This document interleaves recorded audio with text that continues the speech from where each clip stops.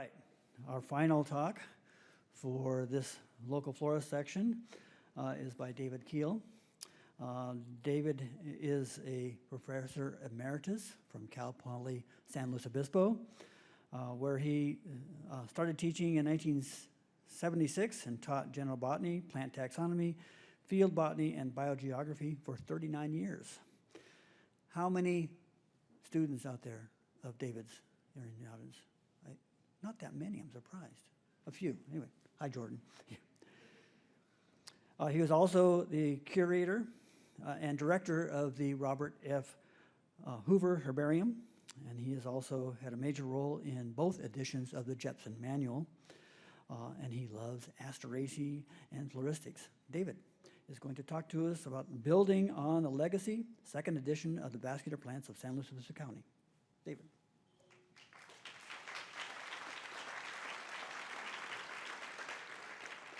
Well, thank you for all waiting around to see this.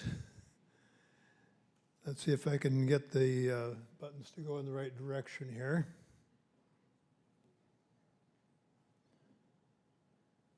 Something. Okay, first of all, a little bit of an introduction to San Luis Obispo County. We are in central western part of California. We don't consider ourselves to be part of Southern California. That's the county is one of the medium-sized counties of the state, bigger than the smallest two of the United States of the U.S. It's a sparsely populated county. Most of the population is located near Highway 101, which runs from north to south through the county. And there's large areas of the county that are almost uninhabited, very sparsely populated, lots of open country. It's a county that has a lot of variation in climate. In the northwestern corner of the county, near Pine Mountain, there's an average of about 60 inches of rainfall per year. And in the southeastern corner, it's desert, about 6 inches of precipitation. So it's quite a variety. We have about 100 miles of coastline with lots of interesting coastal habitats. And it's a rugged county. It's not a high elevation county. Our highest point's a little less than a mile high, and that's Kelly Eddy Mountain in the southeastern part of the county. Well, I started my work on the San Luis Obispo County with a baseline to work from. My predecessor, Dr. Robert Hoover, had published the vascular plants of San Luis Obispo County, and so I've built upon that foundation. I want to introduce a little bit about Dr. Hoover. Hoover was a California native from Modesto area, actually. And he got his PhD at UC Berkeley. He was Willis Lynn Jepson's last PhD student. After serving in the Army during World War II, he came to Cal Poly in 1946 and fell in love with the county's flora. He started collecting plants on his interview trip to Cal Poly, and he made various botanical discoveries during his tenure at Cal Poly. Unfortunately, his life was cut short by cancer, but he already had built up the manuscript for his flora of the county, and it was published posthumously a few months after he passed away. Hoover was a field botanist. He loved to explore. Many times I went out into the field and found something only to discover Hoover had been there first and found it at that spot already. He was one of the founding members of the CNPS and founded the San Luis Obispo chapter.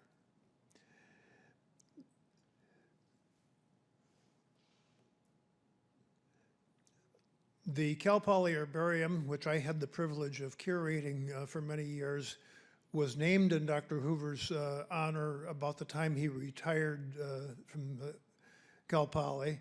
And I obtained a copy of that flora, and that was a guideline for me as I learned the county flora during my early days of as a new professor.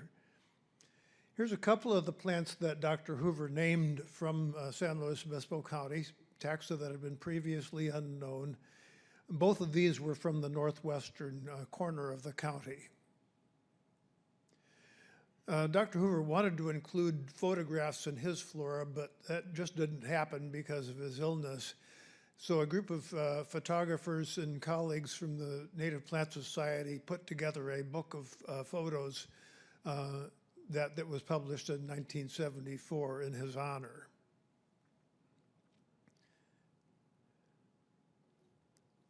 Come on. Button push. Come on. Okay.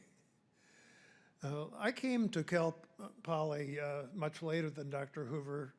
I was actually born the year he started teaching at Cal Poly. And I never actually got to know my co-author. I came to Cal Poly in 1976. He passed away in 1970. But I came to know him through his flora, through the many specimens he collected, through other writings that he had. I got to know him also through friends and family that knew him well. I fell in love with the San Luis Obispo County flora as soon as I got there. And with a copy of his flora in hand, I was keeping about one step ahead of my students as I was learning to teach about California plants. I'd grown up in Illinois, went to school in Arizona, and suddenly found myself in California. Well, I've spent a long time at Cal Poly, and I've found some new things as well. And now this year, or last year now, I published the second edition of the Vascular Plants of San Luis Obispo County. Well, the question comes up, well, there's already a county flora. Why do a second edition? Well, the original edition has been out of print for many years. And in the time that I was at Cal Poly, there was an enormous revolution. Molecular phylogeny came onto the scene and upset the apple cart of a lot of what we thought we knew, resulting in revised classifications of many groups of plants, many name changes. And so the old flora was getting way out of date. And there were new discoveries. Plants new to science were discovered that occurred in San Luis Obispo County, some of them only in the county. Native plants that we now knew grew here that Hoover hadn't found. New introduced species, unfortunately, weeds and waifs and so on, and just an increased knowledge of where plants grow in the county, especially with the CCH and other sources of data. We have a lot more information about where people have found things.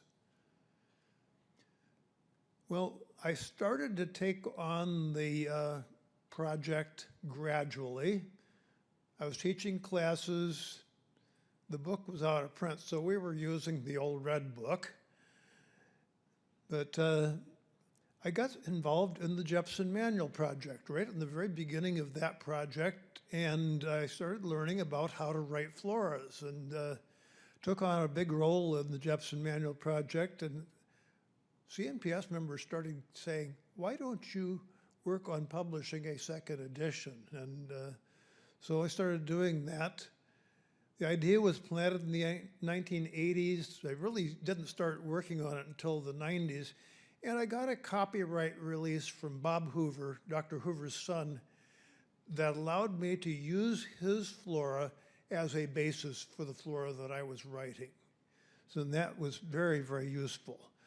And I had a sabbatical leave to work on the county flora during the spring of 1998, which was a marvelous year. It rained all the way into June. There were plants that I saw that spring that I hadn't seen before, and some of them I haven't seen since. The process involves a lot of field work. I spent a lot of time in a lot of places in the county collecting plants, finding stuff that was new to me, sometimes stuff that was new to the county. A few of them were new to science. Took a lot of field notes, took a lot of photographs, studied a lot of herbarium specimens, and tried to keep up with the literature, which is a real challenge because botanists publish in a lot of places with titles that sometimes don't lead you to suspect that they've made name changes that are important in your flora. Spent a lot of time writing descriptions and keys and editing and editing and editing and editing. The family was involved in this. My wife and daughters accompanied me in the field on a number of occasions. Some of the places that I went to, they decided they didn't want to go to, though. There were detours along the way. When you're teaching 3 quarters a year, there's a lot of stops and starts to start teaching classes. And so I had to restart the project over and over again. Got involved in the Flora of North America Thistles project. That was a detour. Then along came the Jepson Manual 2nd edition. I was involved in that even more than in the 1st edition. And in my first year of retirement, someone suggested to me that I edit a journal, and being dumb about all that free time I had as being retired, I said yes. And so I've advised new retirees, don't say yes to anything yet. COVID came along and it kept me out of the herbarium, but it allowed me to get into the field, in fields where I was the only person out there over large acreages. My colleague Matt Ritter helped me with this closing in process. Matt had developed his own publishing company. He helped me with formatting the journal, choosing and rejecting photos, encouraging me to take more pictures, more field work, more editing, more writing, more finding new stuff. My wife kept groaning every time I found something new because it meant more time on the flora, and had to get some of those new things published. Well, Matt had publishing expertise. He knew about composition software, how to choose the right paper, and so on. And he was patient with me to a point. And then suddenly I felt there was an arm in the middle of my back pushing me on. And all of a sudden, we were on the fast track, and then there was a book.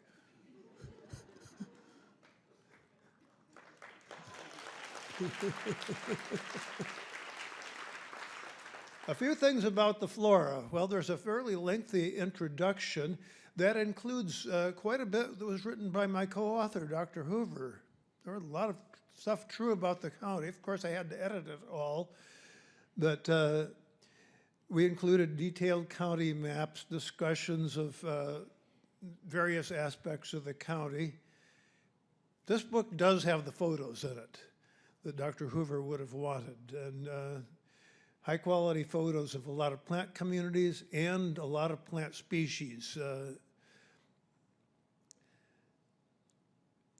I chose to select photos for the flora that weren't included in this Wildflowers of San Luis Obispo book that I'd also edited.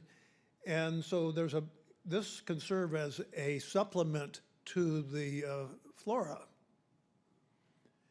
The flora itself has keys and descriptions. Dr. Hoover wanted to include descriptions in his flora, but because of his illness, he couldn't do that. So in this flora, there's notations of rarity, there's up-to-date nomenclature. I included common names, right, wrong, or otherwise. There are detailed descriptions, indications of where in the county the plants occur. There's some synonymy, and there's flowering times. The book is organized as the Jepson Manual is, with the major groups of vascular plants separately treated. Also, like the Jepson manual, it's alphabetical. Hoover's first edition was using the archaic Engler and Prandtl system, which nobody knew about.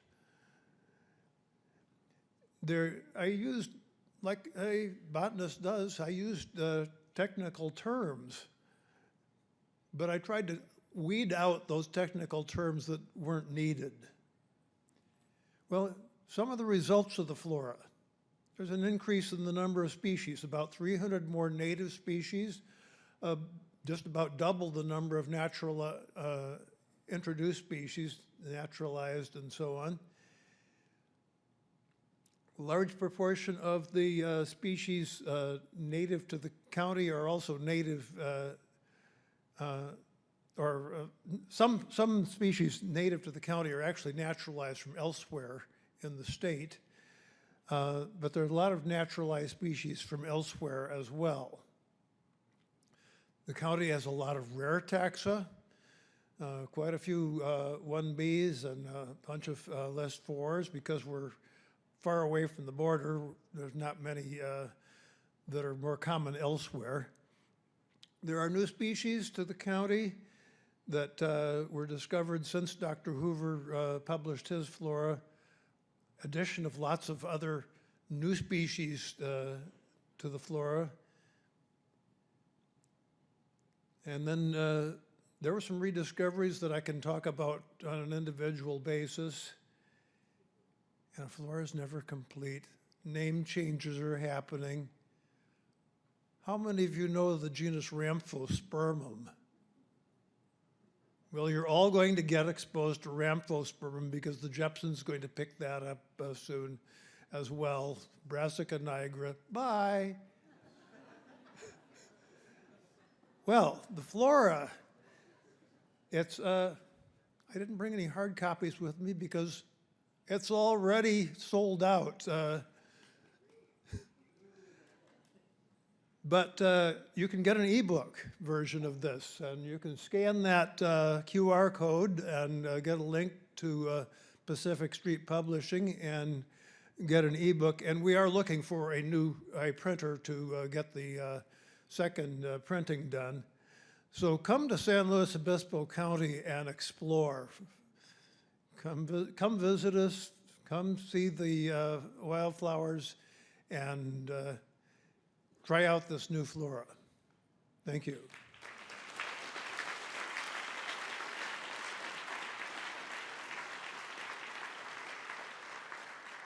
And I'd be happy to answer any questions.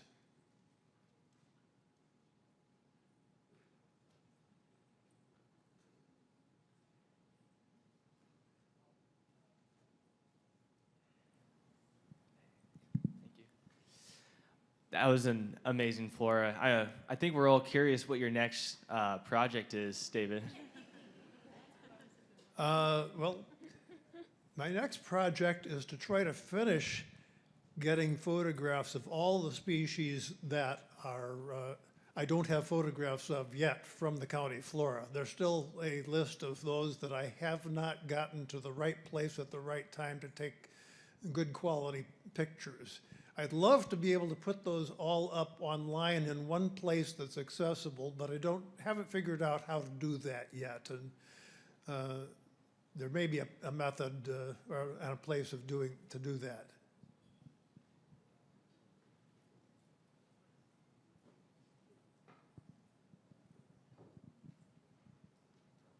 Okay, thank you.